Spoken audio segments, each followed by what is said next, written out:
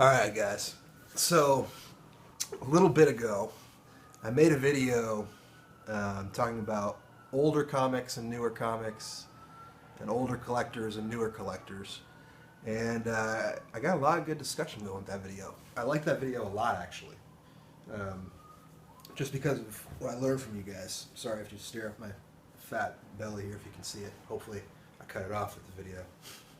Anyways, what I've got here is basically a result of when I made that video. I was thinking a lot about modern comics as investments because they're super risky, and I love this hobby just like most of us for the books themselves. For me, it's a lot about the story, and the art sometimes comes second. I'm a little bit unusual that way, I guess. Some people tend to like the art more than the writing, and that's because they're comics, they're picture books, so that's normal. But I got a weird attraction to a lot of corny, especially Silver Age, sci-fi, monster, and hero writing. I don't know, it's just me. So what I've got here is, sorry, I'm getting a little bit off track here, but hang with me if you want. I'm not entirely sober, so if I annoy you, go ahead and change the channel. Don't watch it. But if you want to see some cool comics, stick around, because oh shit is all I got to say for modern comics, dude. I have a select few favorites from the modern comic world that I really appreciate, some titles, and I went ahead and treated myself and got some high grade goodness from those titles. So without further ado, let's see what I got, huh? A lot of what I said about modern comics was kind of passing over grade issues in terms of, specifically I'm thinking of modern comics that are high grade, super high grade. I'm talking like 9.4 and up. Those are an interesting class of comics because their rarity drives their demand, basically solely off of their rarity alone. A lot of people can't even tell the difference between a 9.8 and a 9.6 by eye, at least not with a quick glance. But just that number alone drives up the rarity of the comic, which then makes astronomical increases in the price as you go up every 2 points once you're in the 9.0s and above, right? And I was watching a couple videos and I saw some investment, I don't know, some stuff on GPA analysis, some numbers that made me think. I started looking at what had happened with certain books over time, and I started comparing everything that had happened with the book in 9.0 and below to everything with about 9.2 and up on the book. And it's a completely different market, for those super high grade modern books. They do something very different in terms of responding year to year, fluctuating in value compared to their lower grade counterparts. And that's true in basically any grade, or I'm sorry, any age of comics, if you're a comic collector from Golden Age all the way up to modern books. But it especially seems to be true with modern books because there are so many of them around, is the big difference, right? So if you want to collect modern books that have value, one of the ways you often do it is with variants or things that have limited print runs, or for whatever reason are more rare than the average modern book, because there's so many high grade modern books out there that the way that you can get a modern book and still have it be relatively rare tends to be, still have it be relatively valuable, is if it's a relatively rare modern book. And that's pretty much the only way. There's a few books that on demand alone still command a high price. There are some, I'm thinking of ETA Nick, actually right when I said that I kind of stuttered because I was like, wait a second, is that actually true? Because I was thinking of a video ETA Nick did where he was showing basically these crazy things that are happening on eBay. I think it's called an eBay Madness video or something like that. And he was showing these crazy things that were happening where modern comics were going up in value even though there were just too many of them even to sell. And we're talking about books that are out there in the thousands upon thousands and super high grade, and still they were going for like 20, 30, 40 bucks. It's weird. But what tends to happen is those high grades on the modern books tends to be the only way that you can collect those modern books and hope basically that you could see it, if you could see any. God, I'm stuttering here. It's the only way you can collect those high-grade books and still hope to see any significant increase on their value, I would argue, is if you get the super high-grade books, because there's just too many of the other books out there, man. I mean, you'd have to see demand go crazy to see increases on a lot of the lower grade or mid-grade modern books down the line, in my opinion. That's just my opinion. Okay, that was a lot of talking. I'm not sure if I'll have left all that. I might not edit anymore. I've been editing a lot, and I'm not a big fan of editing, so I might just have big, long videos from now on. Maybe I'll get fewer views, but shit. I guess that'll pare it down to people who are really interested in what I have to say and what I'm looking at. I don't really mind. But what I do love, guys, I always say this, what I do love is comments. I don't really care if you subscribe. Don't subscribe if you don't want. Dislike if you want, but I do like the comments. That's the main reason why I post these videos. All right. Let's get into this goodness, huh? Let us see what we have here.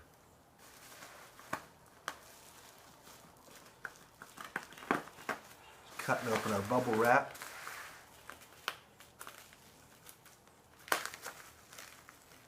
And I think I will stop the video.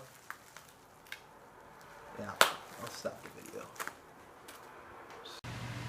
I've got these cut open and ready to display. I'm so excited about what's inside this, dude, that you can see I had to stand up from the couch over there, and I'm just taking a breather. I'm not even ready yet. I can't open them yet.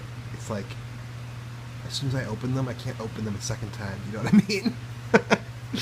Oh, I'm being a little girl about this, but I am so pumped about what I have inside. All right, let's get to this. Okay, this first book I'm going to take out real quick. This has nothing to do with the modern comics I've been talking about. I'm just going to show it because it's what I think it is. It's a little racy. If you're a child, change the channel, children. But this is my first pulp, man. Oh, wow. Oh, wow.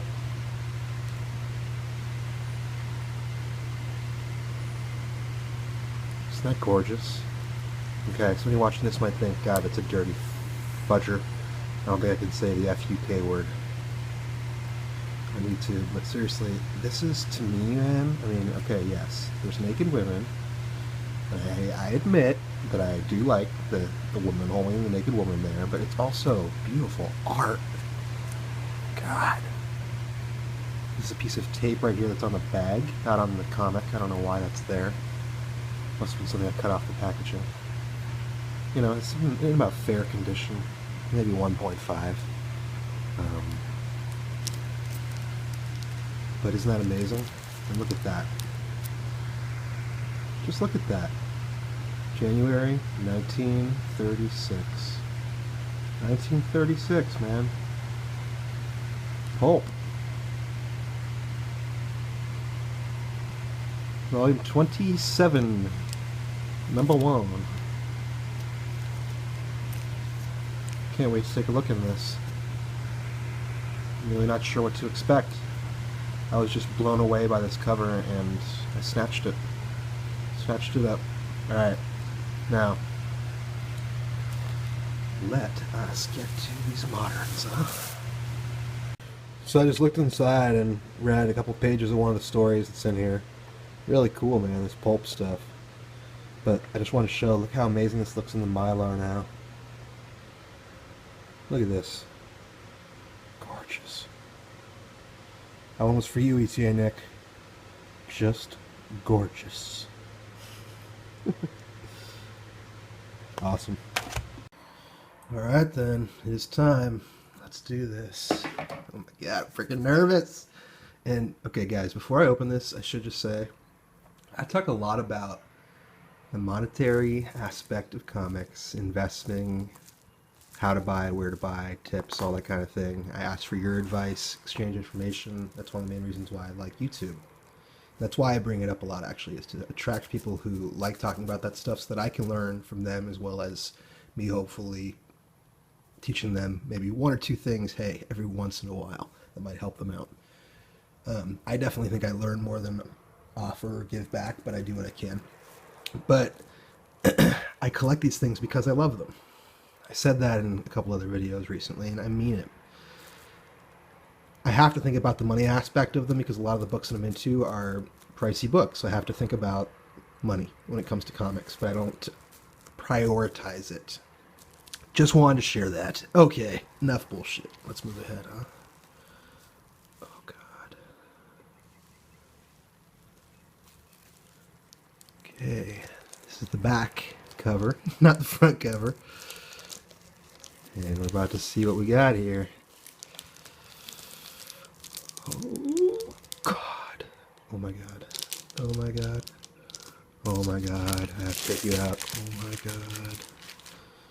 My favorite modern comic, guys. My favorite modern comic series is Preacher. And look at this beautiful motherfucker. Oh, my God. Okay, good. Wait, I have to see something here. What I'm checking for, this guy's is a 9.8. Freaking ridiculous, okay? I'm not making any claims that I got a great deal on this. I paid a fair value for this book, given what it's currently been going for. But what I was worried about from the pictures is that there looked like there were some scuff marks on the case. It looked like they were on the case and not on the book. If you can see them right up here. And because of that, I think I was able to get a slightly better deal than I would have otherwise. Okay, yeah, if I hold it like this, you can really see them. You see right around here, all the way above to the C in the Preacher, and over to the R in the Preacher, basically, and everything in between. And that black, you see that white scuff stuff. Up here, there's a little bit of it too. And it does appear to be on the case. Now that I'm actually looking at it, I don't know if you guys can tell from the camera, but it is on the outer housing. Interesting, because see, for a 9.8, I'm not experienced in the super high grades, guys, so you got to tell me. But for a 9.8, I would expect it to be no scuffing allowed at all. So I thought that was probably on the case, being CGC and everything. You know, they don't mess around, dude. And I think I was right. So that's okay with me because I can see that the scuffing is on the case and that it's not on the book, and it doesn't really bother me that much. And this has the resale value, the potential resale value, you know, as a 9.8 in the future if I don't want to hold on to it, although I can't imagine ever getting rid of this freaking beauty. God. Preacher is the greatest series of the modern era. I swear it. I swear it. I haven't read every major modern book, I admit, but the first time I read the first issue of Preacher, I was hooked, and I was just like, this is something special. Frickin' love Preacher.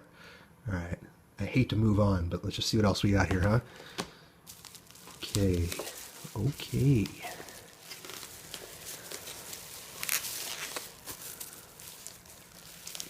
gonna do this a little out of order here. Actually, let me just... There you go. My second favorite modern comic. I'll come back to what's in here in a second. My second favorite modern comic. Well, no, let's see what's in here first. Let me take this out of here real quick.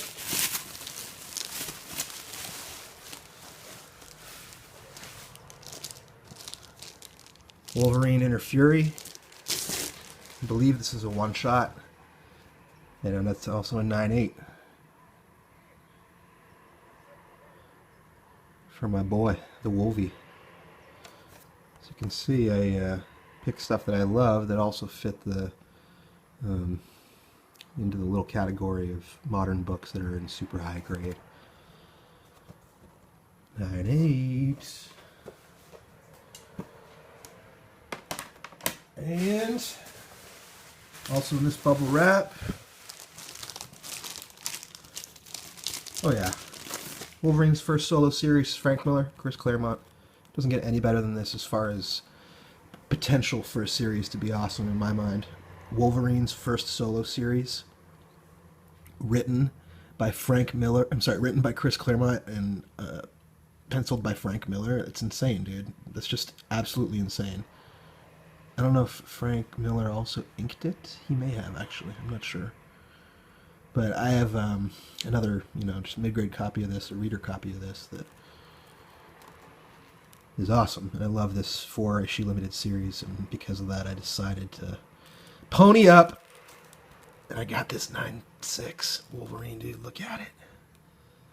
So nice. Right after this, I'll take a closer look at just a couple of the major ones here, for people who like doing that at the very end of the video, I think. Okay, this, for those who know what this is, you recognize this by the back cover, man. Oh, shit. Oh, shit. Oh, my God. I'm running out of words, guys. I don't know what to say. Oh, Dark Knight, dude. Dark Knight Returns, Frank Miller's breakout hit. Fuck. 9.6. Look at it. Isn't it just gorgeous? This one has some scuffing on the case too, actually. God, isn't this thing beautiful? Scuffing on the case. You can see it here. These are so clean, you can see the scuffing on the case. It's not the best thing. I'm not super happy about that, actually, to be honest. I didn't notice this on this one. I did notice it on the other one, but not on this one. That's too bad. But, frick, look at the comic itself. Yeah, lots of scuffing on the back, too. Yikes. Oof, that's too bad. It looks like that's where the major damage is that gets it down to a 9.6. See that on the book.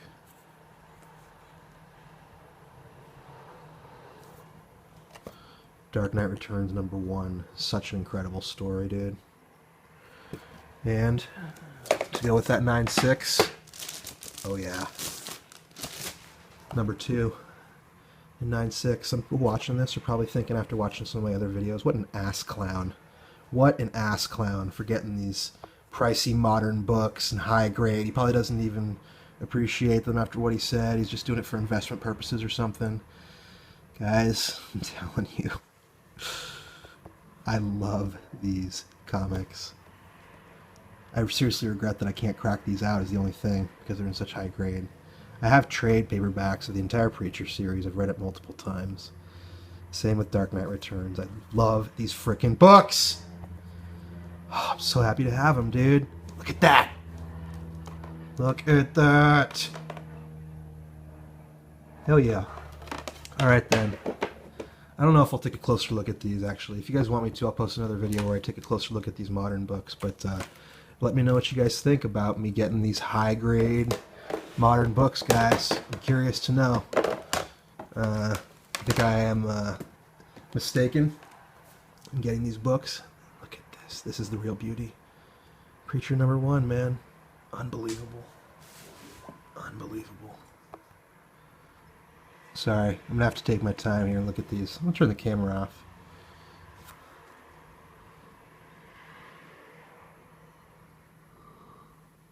Awesome. Freaking awesome. So, that is the update on my most recent adventures here in modern comic world. So let me know, guys, what you think about how I did here. I mean, I took a significant stab, obviously. You can tell by the caliber of the books. I chose series that I love. My 2 top favorites. Preacher and Dark Knight Returns. And went crazy with it. Got the high grade. 9.6, 9.8. Let me know if you think I chose the right type of way to go about it, or if you like the books that I chose, or if you think that there's other modern comics that I should look at, if you think that they're awesome and I don't know about them, maybe. I think pretty much about everything Marvel related. DC for the most part. A lot of the independents, you know, from the 90s and then on, I'm not very familiar with. American Splendor is an awesome one. It's kind of offbeat, but yeah, I don't know. Am I an ass clown for going balls out and getting these things? I mean, I've gotten modern comics before, but nothing of this caliber, man. So I'm a little bit nervous, but I'm really excited about what I have too. I really love having these, man. They're so beautiful. Wolverine #1, 9.6. Are you kidding me? You know? Batman Dark Knight Returns, number 1 and 2, both in 9.6. Freaking gorgeous. And then, you know, the cream of the crop. I know I've been showing these over and over again, but I'm so excited about these. I love these series. These comic series are so good, especially Preacher, man. Preacher. If you have not read Preacher, I don't know who hasn't read Preacher, but if you haven't, please read some Preacher. It's good for you. Read some Preacher, kids. Man, beautiful. I think I'll sign off with that. All right. Later on, guys.